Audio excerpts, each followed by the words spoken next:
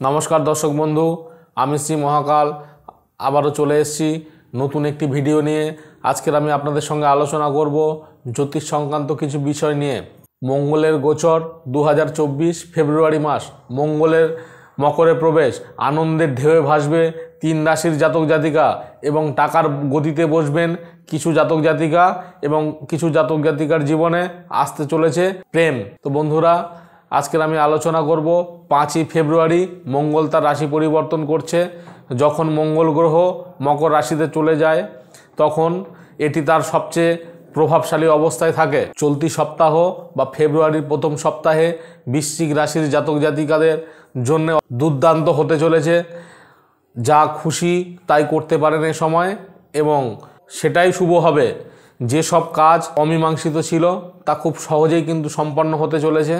যেসব জাতক জাতিকারা ব্যবসা করেন প্রচুর লাভের সম্ভাবনা কিন্তু এ সময় আপনার দেখা যাচ্ছে। গ্রহের সব অবস্থানই ইতিবাচক এবং তিনি সাধ্যমতো কাজটি সম্পন্ন করতে সক্ষম হবেন। আসলে ফেব্রুয়ারির প্রথম সপ্তাহে মঙ্গলের গতিবিধি এবং রাশি পরিবর্তন করতে চলেছে।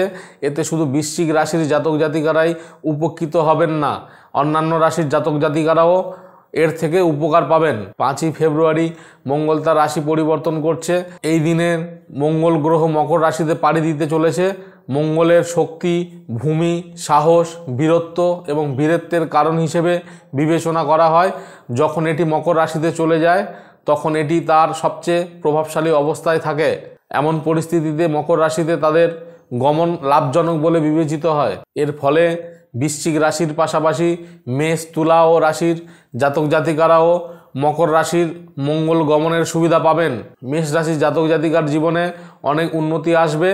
তারা অপ্রত্যাশিত আর্থিক সুবিধা পেতে পারেন এ সময়।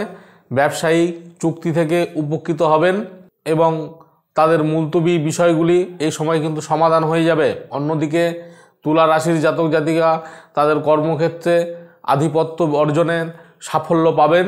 এছাড়াও তাদের আর্থিক অবস্থার উন্নতি এ সময় কিন্তু হবে।